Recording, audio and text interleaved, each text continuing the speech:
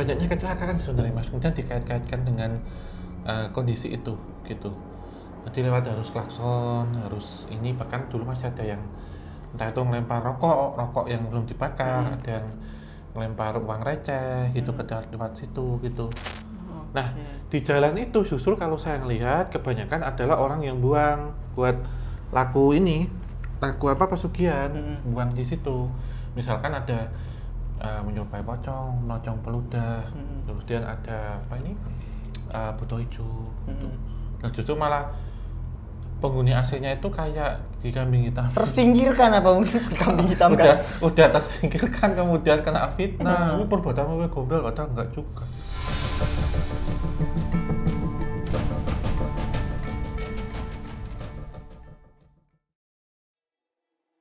Assalamualaikum warahmatullahi wabarakatuh. Balik lagi di Obsan, obrolan santai.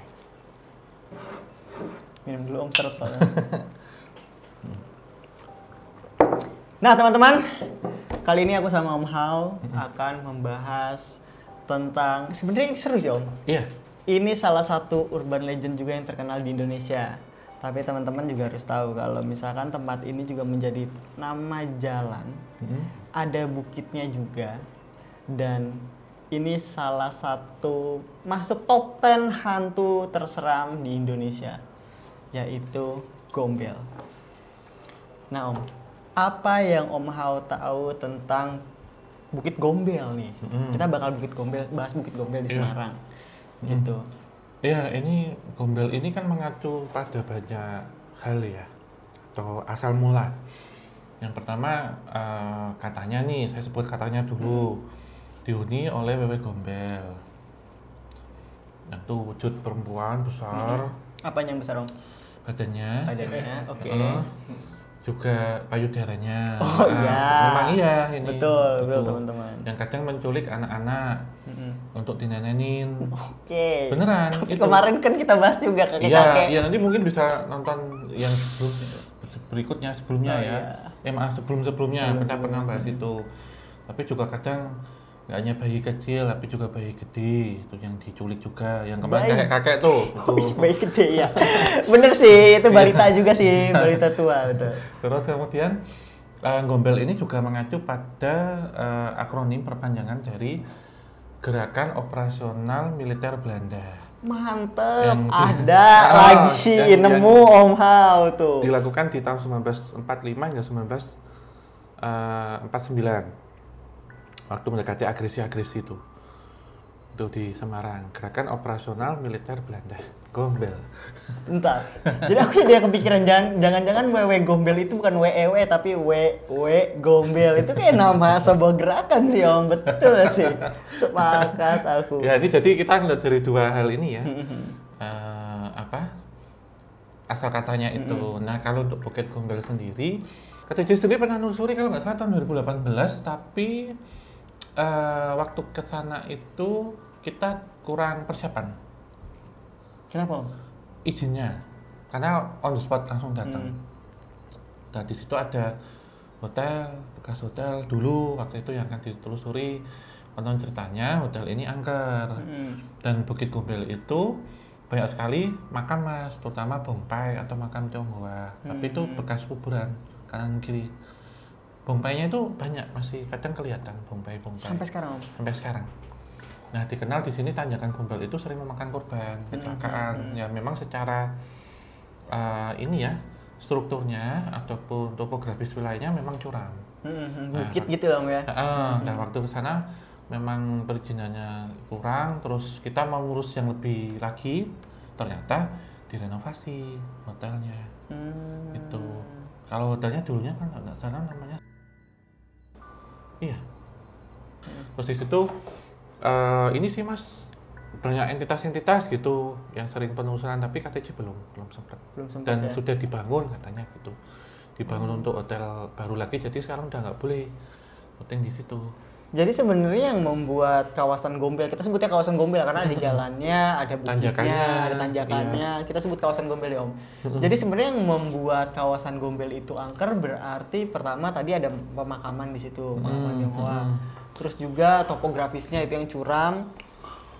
Terus berliuk kalau nggak salah ya, tanjakan rawan berliuk, kecelakaan. rawan kecelakaan. Terus juga cerita-cerita masyarakat atau urban legend yang terbentuk di situ ya Om ya. Iya. Tapi apakah benar Om entitasnya di situ cuma nggak apa cuma W Gombel aja? Apakah banyak entitas lain Om? Sebenarnya banyak Mas itu, cuman entitas gombelnya mana ada gitu. Kadang sering mereka itu kelihatan nyebrang atau apa gitu, tapi sekarang ketika rame kayaknya nggak begitu sih. Karena vegetasi yang gede-gede tempat tinggalnya, habitatnya itu juga sudah mulai tergerus. Nah, di jalan itu justru kalau saya ngelihat kebanyakan adalah orang yang buang buat laku apa pesugihan, buang di situ. Misalkan ada menyerupai pocong, melocong peludah, kemudian ada apa ini buto hijau, gitu. Nah, justru malah penghuni aslinya itu kayak di kambing hitam. Tersingkirkan apa mungkin kambing hitam kan? Udah tersingkirkan kemudian kena fitnah. Ini perbuatan W Gombel padahal enggak juga. Gitu. Malah justru Mbak Gombel. Bude Gombel kasihan. Itu malah saya ngelihatnya ini Mas, kalau yang di itu memang aktivitasnya macam-macam, ada kuntilanak, sundel bolong ya. Juga. Sundel bolong. Terus kejadian. Sepolong. Terus ini apa? Menyerupai ini ya orang-orang Chinese Tionghoa. Kan itu kan makam Mas. Bahkan ada kisah sejarahnya kok, tapi saya lupa gitu, agak lupa ya. Ada apakah tentang seorang apa ini leluhur yang membuka daerah situ itu. Saya takut salah sebut sih gitu. Terus kemudian juga ini ya, apa kalau makam-makam Bombay Tionghoa yang namanya sudah kabur, udah hilang, udah kabur maksudnya ini apa nggak kebaca atau nonem itu juga banyak. Dan itu dulu memang kanan kiri gitu Mas di jalan itu, karena kan biasanya untuk peletakan bonsai itu di bukit. Fungsinya kalau gunung kan bagus. Ya, untuk makam, gitu. Menghadap ke timur misalnya gitu. Tapi apa Om menurut Om faktor utama yang bikin kawasan Gombel itu angker? Banyaknya kecelakaan sebenarnya Mas, kemudian dikait-kaitkan dengan kondisi itu gitu. Jadi lewat harus klakson, harus ini, bahkan dulu masih ada yang entah itu ngelempar rokok yang belum dibakar, ada yang ngelempar uang receh gitu ke lewat situ gitu. Oh, jadi... dan penerangan belum seperti sekarang, dan kawasan pemukiman juga belum sepadat sekarang. Itu di Bukit Gombel. Jadi terbentuk udah lama ya. Ada mungkin kita sebutnya mungkin ada ritual-ritual yang dilakukan secara tidak sengaja. Tidak sengaja, iya yang akhirnya justru menurut saya entitas yang ada di situ hasil buangan juga. Bahkan saya pernah mendengar juga waktu restorasi dan juga revitalisasi salah satu gedung, maaf ya saya sebut gedung waktu itu beberapa entitas negatifnya oleh praktisi spiritual waktu itu supernatural itu direlokasi di Gombel. Seriusan Om? Iya. Jadi yang hantu-hantu, maaf ya, makhluk asalnya yang Belanda itu ada beberapa yang masih tetap di situ, dia meletakkan tetap di situ. Lah kan terbengkalai cukup lama. Juga banyak orang yang menggunakan untuk aktivitas judi waktu itu, maaf ya, untuk hal-hal mesum, ada yang buang juga, jadi tempat buangan dari tempat-tempat lain ditampung di Lawang Sewu gitu. Nah waktu pembersihan itu direlokasinya di Gombel Mas, berkata dipindahnya dari Lawang Sewu juga ada. Wah kacau, berarti emang Gombel, kawasan Gombel ini random juga isinya, variatif ya. Iya, ada yang buangan dari Lawang Sewu, saya pernah dengar itu sih dulu. Tapi Om, ini deh, kalau kita cermati ya, apakah sebuah penamaannya juga berkaitan Om? Maksudnya gini, ini kan namanya Gombel ya, kawasan Gombel. Itu kalau Om Hao tahu itu siapa Om yang beri nama itu Om? Mungkin dari penampakan setempat sih Mas. Selain tadi ya gerakan operasional militer Belanda itu juga konon ceritanya ini karena saya belum bisa menemukan sumber baku tentang itu, jadi masih berkutat dengan folklore atau legenda. Karena bukit itu ditempati banyak W Gombel pada masa dulunya.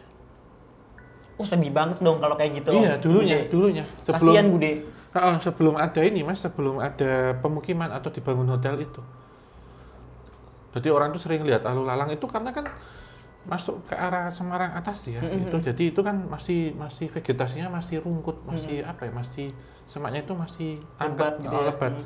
Gitu. Selain memang itu makam, memang aslinya tempat pemakaman yang direlokasi. Bahkan pernah ada beberapa kecelakaan besar waktu itu yang menimpa banyak korban itu juga, sehingga akhirnya terkesan angker, wingit dan bahaya tempat itu. Akhirnya sekarang diperlebar, diperhalus, penerangan juga memadai. Gitu. Betul. Dulu, Iya, aku juga ini sih Om, nggak pernah dengar cerita khusus gitu tentang keangkeran Gombel, tapi emang angker, literally kayak angker teman-teman. Ketika teman-teman dengar Bukit Gombel itu kayak wah, selain ngomongin tentang wewe Gombel, di situ tuh kayak ya banyak kecelakaan Om ya. Iya. Gitu. Dari aku tuh pernah dengar juga ada satu makam yang tidak bisa dipindahin dan katanya itu sumber permasalahan kecelakaan di situ. Ada makam kecil katanya Om, di situ yang nggak bisa dipindahin dan akhirnya mepet banget sama jalan raya itu loh. Itu, dan itu katanya sumber dari kecelakaan dan akhirnya banyak disalahgunakan sebagai tadi itu tempat buat pemujaan gitu. Iya, kata buang jin. Gitu. Kalau Mas Ame, pertanyaan saya, pernah lewat situ nggak? Beberapa kali Om, Pas pernah di lewat Semarang? situ pas di Semarang. Karena aku selalu minta Om, karena Gombel kayak tempat iya, itu. kayaknya unik. Dan STNK motorku yang di Bukit Gombel. Motornya di Lu mana? nggak ketemu? Nggak ketemu. Sampai sekarang? Sampai sekarang, akhirnya bikin STNK baru. Nah itu makanya aku inget banget tentang kawasan Gombel tuh karena aku punya trauma di situ. Om. STNK motorku ulang di kawasan Gombel. Kalau bisa itu loh Mas maksudnya. Nggak ngerti aku juga, tiba-tiba tuh pertama kali malah main ke sana ke Bukit Gombel kan dari kumpulan anak-anak Twitter tuh ketemu akhirnya di sana Kopdar. mau penelusuran Kemana waktu itu? Bukit Gombel kan tapi ini nggak ya. boleh Oh. karena itu Penelusurannya itu direkam nggak? Cuman pingin enggak dalam bareng-bareng aja. aja ngumpul di situ. Nggak bisa Om, ternyata udah ada CCTV dan katanya lagi dibangun oleh TNI apa-apa gitu loh. Tahun berapa Mas Ami? 2022. Oh iya, berarti 4 tahun setelah saya ke sana. Nah itu Om ya, kan itu ada pembangunan ya Om ya Iya. di sana. Itu kira-kira kalau ada pembangunan kayak gitu tuh ada dampaknya nggak sih Om? Tentunya ada ya Mas ya, tapi tentu dalam pembangunan ini kan mungkin di belakangnya ya, yang kita nggak tahu ya pasti ada selamatan, ada konsultasi dengan praktisi, Sesepuh spiritual, mungkin ya. sesepuh itu untuk biar nggak terjadi dan ya ini cuma asumsi aja ya, nggak terus jadi patokan. Ya apakah terjadi tidak diinginkan kecelakaan kerja atau apa kan semuanya tertutup Mas di situ. Dan itu emang berarti pasti ada komunikasi dulu ya Om ya? Pasti, percaya nggak percaya pasti ada. Terutama saya punya pengalaman di proyek ya teman-teman dulu, itu kan cerita kalau mau pembangunan pasti ada selamatan, selesai syukuran. Tapi ada diskusi, hal spesial gitu. yang dilakukan nggak Om? Kan emang biasanya pembangunan dimanapun ya Om ya, itu emang kudu ada selamatan dan lain. Tapi kalau untuk sekelas kawasan Gombel ini, itu ada treatment khusus nggak Om untuk bisa melakukan pembangunan di situ? Iya, tentunya pasti ada Mas. Yang saya tidak begitu tahu ya itu apa secara detail karena saya tidak menjadi konsultan untuk itu gitu. Tetapi tentunya saya melihat sebenarnya Gombel itu ketika naik ke atas posisi di tengah itu mengacu pada satu kerajaan sih sebenarnya secara luas. Tapi bukan kerajaan Wewe Gombel, Iya, tapi betul. satu kerajaan dimensi lain. Jin lah kita sebut ada kerajaan iya. jin yang cukup besar di situ ya. Yang menguasai masih daerah sekitar situ. Kalau ada Wewe Gombel, pemakaman, kemudian main itu kan sebenarnya cerita di permukaan, tapi ada cerita yang di intinya, gitu.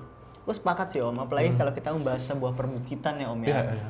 Apalagi dulu itu hutan belantara atau penuh dengan semak belukar, itu pasti kan emang ditinggalin sama makhluk-makhluk seperti itu gitu. Tapi ketika dipindahin ya Om ya, udah misalkan kayak banyak kasus deh aku ngelihat gitu, ketika masa perpindahan itu ada yang terima dan ada yang nggak terima, ada yang marah, ada juga yang nurut. Nah, kira-kira itu ada nggak sih Om dampak secara fisiknya? Apakah kecelakaan-kecelakaan yang terjadi mungkin gara-gara hal tersebut? Bisa jadi, karena kecelakaan itu bisa antara dua hal ya. Kecelakaan di sini bisa kecelakaan kerja, kemudian jadi destinasi juga. Maaf dulu, kalau nggak salah juga pembuangan mayat juga di situ. Terus mungkin orang suicide itu, terus untuk cari pesugihan dan macam-macam. Nah mungkin kalau terjadi kecelakaan baik kerja ataupun karena lalu lintas, mungkin secara internal itu berasal dari entitas negatif yang mendiami tempat itu, secara eksternal dipasangin orang mas, justru yang dipasangin orang ini yang itu menguasai jalur jalan. Udah tempat topografisnya terjal, dikasih ini pula gitu. Kalau mungkin mikir logikanya gini ya itu logika memang benar masuk.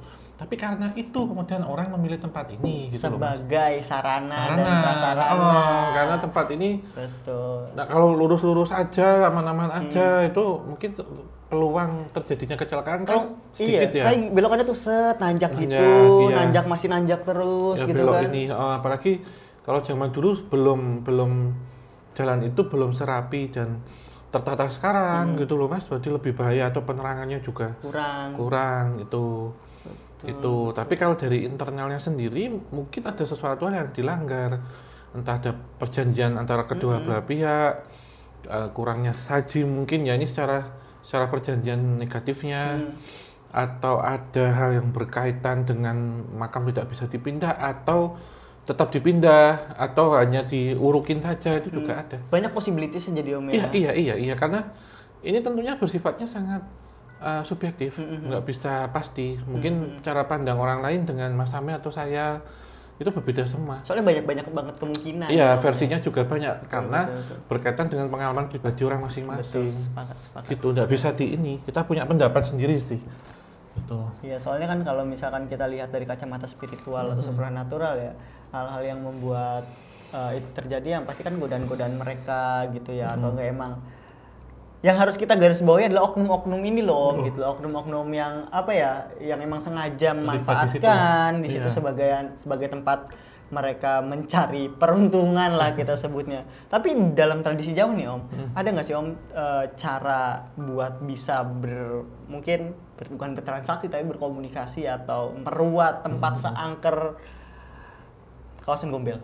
Pasti ada mas hal-hal itu, tapi diruatnya ini dengan cara putih atau cara hitam itu mas, itu beda-beda ya. Kalau putih mungkin ada istighosa, ruqyah massal atau sesuai dengan kepercayaan lain atau bagaimana, atau membiarkan tempat itu biar seperti zaman dulu. Itu kalau pengusiran ataupun ini ya nggak bisa karena lebih tua ya. Sepakat sih om. Yang menempati bukan ini, kita kemudian kalah sama jin ini gini ya, kita kan ibarat kata lebih tua siapa, dalam hari ini kepentingannya, sopan santunnya seperti apa kan gitu. Betul. Jadi emang secara logika ya, logika metafisika ya, sulit juga untuk mindahin satu kerajaan sebesar itu dengan mitos sebanyak itu, urban legend semengakar itu, ya om ya. Itu kan sulit banget ya kita untuk bisa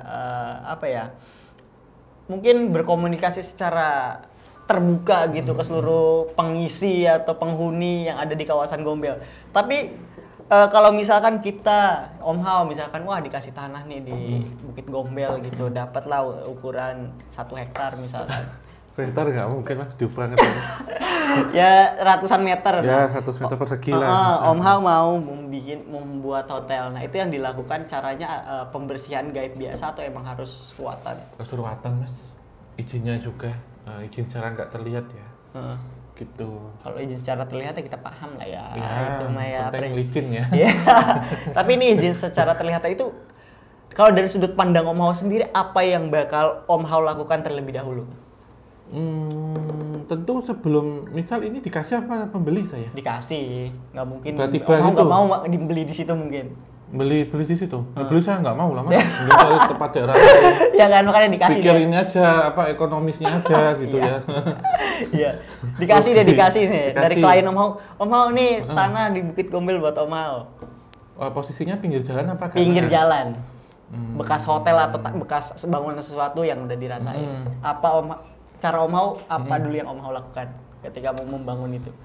Saya tentunya ngelihat dulu ini ada faktor ekonomisnya nggak bisa nanti ndatengin untung nggak gitulah mas itu. Kalau tempatnya strategis mungkin saya mau bikin kafe ya mungkin ya, kafe pinggir kan yang ngadep view-nya ke Semarang bawah gitu kan, Bukit Bintang kan itu ya. Paling tetap ada ini mas, selamatan dulu, kemudian juga saya menghitungkan fungsinya, bagusnya arahnya seperti apa. Terus mungkin sebelumnya kita bahas ini ya, bakar Helmani tuh mungkin saya melakukan itu juga. Iya. Itu Oh karena banyak orang-orang Tionghoa di sama situ ini, ya makamnya ya. buka komunikasi sih Mas mungkin karena itu tanahnya cuman di awal saya kan lihat bekas apa dulu nih, lampaunya iya, dulu ada ya. apa misalkan amit-amitnya di situ ada makam ya udah saya udah diutak wakafin aja. Kasihan Mas, iya saya lebih ke kasihannya. Udah biar gitu aja gitu. Ya semoga nggak ada apa-apa gitu ya, aman. Paling juga nanti ada sedekah bumi untuk itu.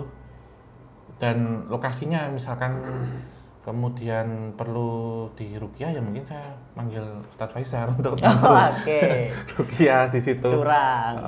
Untuk doa bersama, enggak apa-apa Mas. Itu nanti ngasih syukuran kanan ya. kiri selamatan dulu dibangun, baru nanti syukuran gitu. Selain tadi hitungkan secara fungsinya, kita flashback lihat ke masa lampunya pernah terjadi apa, termasuk depan jalannya loh. Kalau misal ada yang nanem gitu ya netralisir dulu. Apa pernah kalau ada yang kecelakaan ya meninggal di situ itu ya kita doain itu. Ya ini kan berandai-andai tapi kalau prakteknya ya beda lah Mas. Kan belum tahu kondisi lapangan realnya seperti apa. Kan contoh ya Om ya. Maksudnya ya kan ini kan mungkin bisa jadi kuncian juga buat teman-teman yang mungkin punya rezeki atau enggak yang punya tanah warisan di Gombel, kan kita nggak tahu Om di kawasan Gombel gitu. Jadi dikasihkan nomor. Nggak ngantongin sertifikatnya dulu. Iya. Jadi itu loh Om. Karena kan ini kawasan angker spesial lah kita sebutnya, special case lah ya. Karena mungkin ya kalau di rumah-rumah di tanah-tanah biasa ya mungkin caranya nggak bakal sekompleks ini gitu, kayak cuman ya dibangun toh baru selamatan karena udah jadi rumahnya itu toh kan biasanya kan. Cuman kan untuk kayak seperti kawasan Gombel dan tanah-tanah bentukan lainnya gitu kan yang punya cerita urban legend yang mengakar, itu kan pasti butuh treatment khusus Om. Butuh khusus ya. Ini kan tadi cara bersih ya, cara kotor nih. Misalkan di situ dikasih tanah, ada bangunannya punya terbengkalai. Paling saya diamin alami sih Mas, biarin kayak gitu aja. Kenapa Om? Pertama mungkin nanti bisa buat ini aja kayak lab buat syuting itu, penelusuran. Buat syuting penelusuran. Siap. Mungkin bisa obrolan santai di sana. Obrolan santai teman-teman. Unlimited ya, mau apa aja serahlah, nggak usah bayar. Orang saya juga yang di situ talentnya. Terus nanti mungkin bisa tak sewa-sewain buat syuting film horor. Syuting film horor gitu, atau bersama-sama Semarang Angker mungkin buat wahana hantu. Iya. Itu ya Kapas Pramuji mungkin nggak apa-apa, datang aja Mas ini pakai itu. Terus teman-teman YouTuber mungkin yang baru perintis pemula boleh ke situ dulu gitu mau live TikTok, mau apa, mau jingali, mau kauka, silakan sama saya mah aman udah. Mau cerita-cerita ada pembunuhan, pembantaian bebas saya udah silakan. Itu paling juga buat wahana teman-teman semuanya gitu. Ekstrim banget ya. Tapi itu cara ininya kotornya ya. Jadi biarin atau mungkin nanti kan saya pengen bikin kafe ya. Yang tempatnya bersih. Mungkin ini juga bikin kafe di rumah terbengkalai sih nggak apa-apa. Ide bagus tuh. Tolong. Jadi mungkin remang-remang, pot gelap. Ada setannya gitu Om ya. Setan beneran. Nggak apa-apa, kita bukanya dimulai dari jam 10 malam sampai jam 3. Menarik kayak wedangan gitu ya. Wedangan, ngadepnya nanti semak-semak terus view-nya kota Semarang bawah. Kain kafan digantungin kayak gitu ya Om. Nggak apa. Menarik tuh, investor coba langsung DM tim KTJ, kita bikin kafe ntar di sana. Nah tapi nih Om ya, bisa nggak sih Om? Tadi kan Om Hao sama Ustadz Faizar tuh untuk melakukan ruatan atau ruqyah di rumah itu. Tapi kalau misalkan masyarakat umum nih yang nggak kenal Om Hao, nggak kenal Ustadz Faizar, nah itu kira-kira bisa nggak dia melakukan hal itu sendiri? Untuk sekelas ini ya, sekelas ekstrim ini ya? Oh nggak bisa Mas, kalau awam nggak bisa, harus ada pemuka agama sesuai keyakinan atau komunikasi, nggak bisa karena awam ya Mas. Itu nggak ada pengalaman, nggak bisa, harus ada komunikasi dengan kanan kiri kita sebutnya.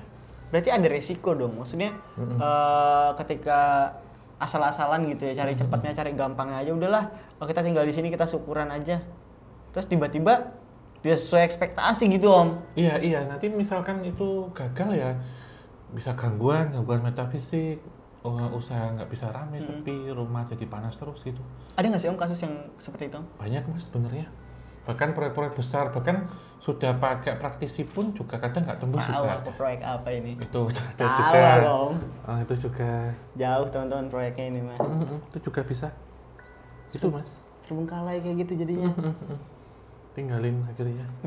Nggak dirawat kayak gitu Om ya, walaupun udah Iya. habis bermiliar-miliar. Ya itu ya. kita nggak sisi metafisik ya, kita nggak tahu kalau ada korupsi atau apa, nggak tahu Mas. Iya juga sih Om. Pembebasan tanah lahan yang nggak benar itu juga Dua-dua banyak. orang yang teraniaya gitu ya kan.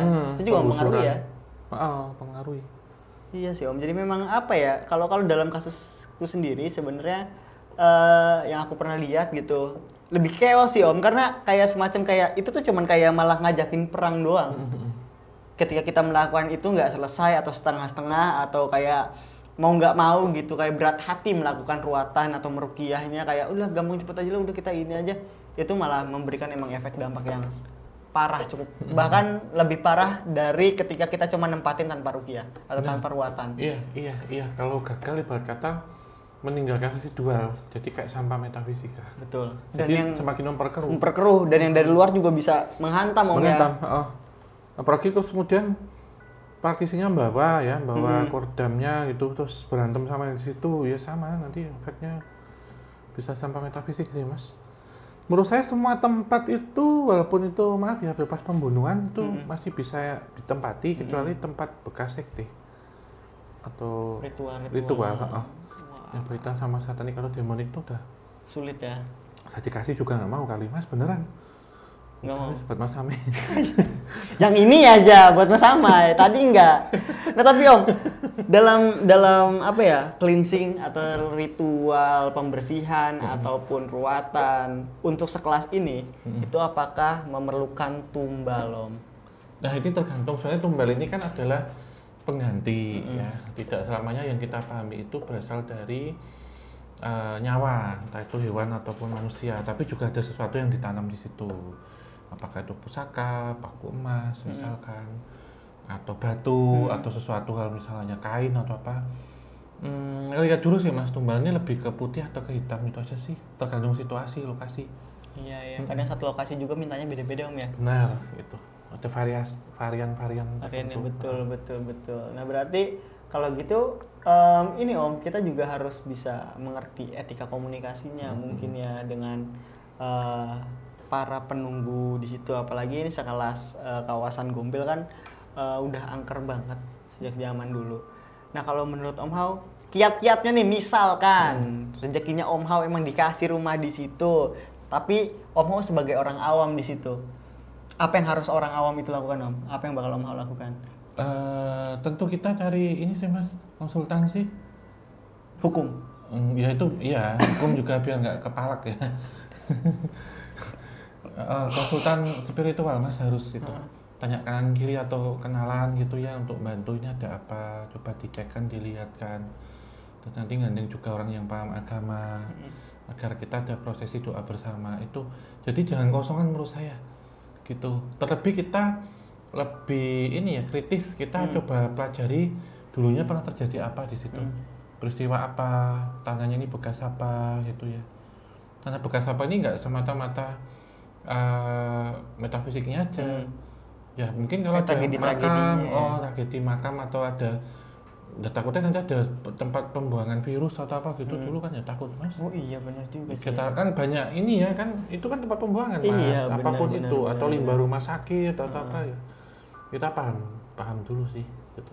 Ya jadi harus lebih teliti ya ke arah sananya bagi teman-teman yang mau beli rumah tiba-tiba ingat oh ya belum dicek hal-hal seperti itu gitu, bukan cuma di kawasan Gombel, maksudnya bahkan di seluruh tempat Om ya gitu. Jadi kita harus lebih peka dari segi fisik dulu mungkin awalnya ya, baru ke arah metafisik kayak gitu. Nah ini Om, sebenarnya bagaimana sih caranya kita tuh bisa menjaga keseimbangan nih antara hubungan manusia dan makhluk gaib ketika kita berada di lokasi tersebut?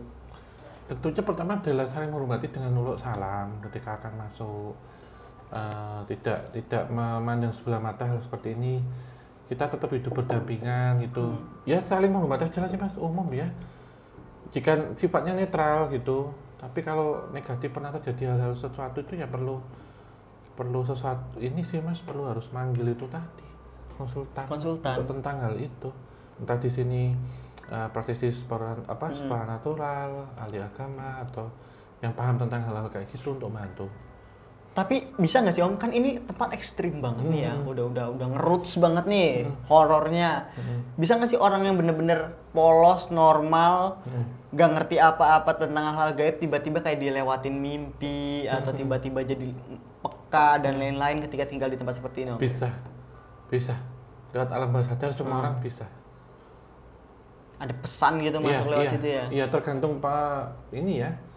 Menanggapinya ya, apakah ini dianggap hanya angin lalu, hanya bunga tidur, halusinasi atau apa. Tapi menurut saya semua orang pasti ya. Bahkan tadi takutnya kalau tempat itu pernah terjadi suatu hal yang tidak mengenakan, tragedi misalkan residual memorinya itu loh Mas, bisa ketangkap pikiran alam bawah sadar, tidur tiba-tiba wah mimpi ada pembunuhan di dalam rumah, ya serem kan gitu. Atau tempat pembuangan mayat itu nggak dibunuh di tempat itu, dibuang di situ, itu juga iya. Apalagi punya anak kecil ya, punya bayi di situ. Wah, rempong, sumpah. Itu juga nggak karena nggak ini juga, anak kecil juga, perempuan sedang menstruasi juga. Atau laki-laki yang pikirannya banyak, mungkin ke zaman sekarang nih pikiran banyak nih. Overthinking gitu ya itu. Misalnya itu tergoda lah dengan gangguan-gangguan tersebut. Dan mereka karena posisi auranya orang itu kan, kalau anak kecil itu kan auranya sensitif dan bersih, jadi lebih peka. Kalau perempuan mens kan yang kita sebut maaf ya, sedang datang bulan kan kotor gitu ya, jadi memancing entitas-entitas untuk dekat. Kalau laki-laki mungkin pikirannya banyak ataupun ini jadi gampang lamun, misalkan jawaban masuk itu bisa masuk guys Mas. Tuh jangan banyak pikiran teman-teman, ya nanti ada yang gampang masuk. Tapi memang banyak resiko ya Om ya kalau kita nggak tahu nih, makanya kita tetap harus cari tahu karena mereka juga sebenarnya punya hak nggak sih Om untuk tinggal? Karena kan emang mereka duluan sebenarnya udah ada di bumi ya daripada kita manusia ya. Iya, tentu tinggal berdampingan sih Mas menurut saya. Sehingga perlu untuk uluk salam ini. Kalau kemudian ya oke berdampingan tidak mengganggu ya itu beda dimensi aja dan mereka lebih komitmen menurut saya. Terkadang kali kalau yang memang negatif dan dibuang ya Mas. Itu beda. Kalau penghuni asing menurut saya ada beberapa pantangan, misalnya nggak boleh ini, nggak boleh itu, tidak boleh mengotori, ini dirawat jangan dirubah, misalkan gitu. Kan ini Om ya, maksudnya nggak semua orang bisa berkomunikasi dengan mereka gitu. Ada yang melalui mimpi, ya, itu orang-orang spiritual gitu kan. Kira-kira menurut Om ada caranya lagi nggak sih Om? Gimana mungkin si makhluk itu mengkomunikasikan bahwa ya gua nih di sini loh bro gitu loh. Biasanya ada hal yang mereka lakukan nggak selain lewat mimpi atau mediumisasi? Mungkin eksistensi ya, lewat bayangan. Tapi kan banyak orang yang denial Om. Ya misalkan seperti itu ngalamin, kalau belum ngalamin nggak bisa sih Mas. Nampak benar-benar gitu, nampak nggak bisa kalau kesurupan mungkin ya. Kalau nggak nampak benar-benar nampak, mungkin dalam cermin atau apa. Ya pengalaman secara subjektifnya aja menurut saya, secara pribadinya. Kalau tetap setiap hari bersinggungan nggak bisa Mas, tetap akan bisa merasakan itu. Tapi aku ada case di mana si orang ini beli rumah Om di komplek perumahan, dia ngerasa aman, tenang dan nyaman. Tiba-tiba ada saudaranya datang kesurupan. Kesurupan di situ, katanya di sini begini gitu. Bisa jadi terkadang mereka menunjukkan eksistensi itu dengan orang baru, bukan pemilik. Itu juga bisa. Orang yang baru datang, keluarga, ada yang mereka dalam kondisi mungkin kalau cewek menstruasi atau mungkin perkaya, bisa punya sixth sense gitu, bisa. Lewat bermacam-macam cara. Tapi kan nggak semua orang bisa ngomong, speak up, dirahasiain, saya nggak ada apa-apa gini-gini, tapi kan kita nggak tahu di belakangnya yang dirasain apa, wang sinawang coy. Itu. Saya dulu juga sebelum di KTJ juga nggak pernah cerita Mas, pengalaman saya diem aja, mendem sendiri. Melihat apa saya diam, itu aja, nggak banyak orang yang tahu tentang saya. Jadi emang tergantung orang lagi sebenarnya Om ya. Iya. Oke, nah kita balik ke Bukit Gombel nih Om, ke kawasan Gombel nih. Katanya nih Om, kan lagi ada pembangunan tuh di sana. Nah ini masyarakat itu mendapatkan gangguan Om gitu. Ini kayaknya ada yang salah deh sama negosiasi atau komunikasinya gitu tentang pembangunan ini sehingga warga kena dampaknya gitu loh. Itu sikap yang harus diambil warga seperti apa? Iya, ini tentunya itu pertama memang risiko ya. Yang kedua adalah jika benar demikian tentunya harus ada kejelasan komunikasi dengan pihak pembangunnya, Mas. Itu harus tanggung jawab tentang hal ini, walaupun hal ini tidak terbukti secara fisik, tapi dampak metafisiknya ini coba didiskusikan. Harus menuntut itu ke pembangunnya, apakah kaidah dalam negosiasi dengan astral ini, makhluk astral ini apakah sudah benar gitu kasarannya ya. Gitu. Itu bisa berkaitan gitu, karena kadang dalam hal itu kan mubal itu lari gitu, bisa ganggu ke kanan kiri kan gini. Atau isu ini juga harus ditelisik lebih dalam, apakah itu hanya rekayasa saja. Ketika itu dibuat seperti itu, mungkin warga ini merasa itu proyek mengganggu dalam artian mungkin polusi suara atau debu atau apa, atau enggak ada kulon-won ke warga gitu ya, dampak amdalnya, karena ditakutkan kalau proyek itu dibangun mungkin menggunakan sumur bor yang lebih dalam, kemudian airnya jadi keruh, airnya jadi berkurang. Itu juga harus diperjelas apakah ada dampak amdal, sehingga mungkin warga menganggap kejadian ini bisa dikaitkan dengan metafisik nih gitu, untuk apa, nyerang balik atau apa, merasa dirugikan dalam hal itu. Jadi harus teliti juga nih masyarakat dan baik yang dituduh misalkan pembangunnya ini atau warga yang dirugikan itu, kalau benar terjadi gangguan gaib karena kejadian makhluk astral nyebar itu benar nggak tuh, apakah itu hanya isu aja, kabar burung aja, itu juga harus kritis untuk nyikapinya. Oke, jadi misalkan memang itu memang gangguan metafisik, datang rame-rame nih warga nih, demo ke developer, wah di rumah saya kedatangan begini, setan begini, pocong nih ada di depan rumah dan lain-lain gitu mungkin Om ya. Iya, itu juga harus dilihat lebih dalam lagi, apakah hanya akal-akalan juga bisa Mas. Tapi misalkan nih pihak developer menolak untuk berkomunikasi dengan warga nih Om, gitu. Apa yang harus dilakukan warga dengan menyikapi adanya gangguan-gangguan? Apakah menutup diri kah, rumah ditutupin semua, atau melakukan ruatan kah satu kampung? Iya, itu mungkin ruatan ya Mas. Kalau rumah itu kan yang dilakukan secara minor ya, tapi secara mayor mungkin butuh ruatan, mungkin di kerukiah massal itu luas ya, pembersihan. Iya harus dilakukan, atau mending kayak gitu kembaliin aja ke tempat semula gitu. Jadi si pihak warga ini juga komunikasi atau konsultasi dengan praktisi spiritual juga untuk hal ini. Atau biasanya kan emang di tiap komplek gitu kan ada pak hajinya, ada orang, mungkin ada anak indigonya, itu. Ya mungkin yang bisa dikembalikan kalau itu kemudian nggak kelihatan ya secara halus juga. Karena nggak bisa dibuktikan secara hukum kan, atau secara perdata seperti apa kejadiannya gitu. Ya mungkin untuk teman-teman menuntut nggak bisa gitu. Ada warga Semarang atau warga kawasan Gombel di sini bisa komen misalkan diganggu gitu kan, apakah itu cuma isu dan lain-lain, bisa kasih tahu ke kami di kolom komentar ya Om ya. Pertanyaan terakhir nih Om. Iya. Jadi menurut Om Hao itu apa sih sebenarnya pesan penting tentang hubungan antara tempat angker, terus hubungan dengan manusia yang di sana, pembangunan, juga makhluk astral dan makhluk tak kasat mata itu, ada pesannya nggak sih sebenarnya? Ya tentunya keharmonisasian sih. Dan kita tidak boleh termakan isu juga, walaupun itu menggunakan isu-isu metafisik ya, isu-isu mistis gitu. Karena banyak intrik sih yang bisa dipakai untuk hal itu. Dan kemudian ketika kita akan menempati suatu tempat, lahan atau rumah, kita harus tahu latar belakang sejarahnya seperti apa. Nah takutnya pernah terjadi sesuatu hal yang negatif berdampak kepada kita yang nempatin sekarang. Bukit Gombel ini hanya percontohan aja menurut saya. Gitu Sami. Oke, mungkin kita cukupkan ya pembahasan tentang kawasan Gombel ini. Tuh keren banget sih menurutku, kayak ini tuh urban legend banget Semarang. Kalau ke Semarang nggak ke Bukit Gombel kayaknya kurang banget gitu sebenarnya. Karena selain view-nya bagus, di sana pun untuk orang awam menurutku bisa kok ngerasain kayak ada semeriwing dikit malah ya, merinding-merinding gitu. Udah cukup? Ya cukup ya. Semoga kita diberikan keselamatan dimanapun kita berada. Amin. Ya gitu. Dan tetap diberikan kesehatan dan kesejahteraan oleh Tuhan Yang Maha Esa. Amin. Oke, kita tutup. Terima kasih untuk semuanya. Tentunya tidak lupa untuk teman-teman semua yang ada di sini, Baca Panika menyaksikan dari awal hingga akhir. Tetap dukung Opsan dan juga tim KTC dengan cara like, subscribe, dan nyalakan lonceng, share banyak mungkin. Tinggalkan kritik, masukan, saran hanya di kolom komentar. Kita tutup. Kata wabillahi taufiq wal hidayah. Wassalamualaikum warahmatullahi wabarakatuh. Mugi utang sapi narka rahayu sakung dumati.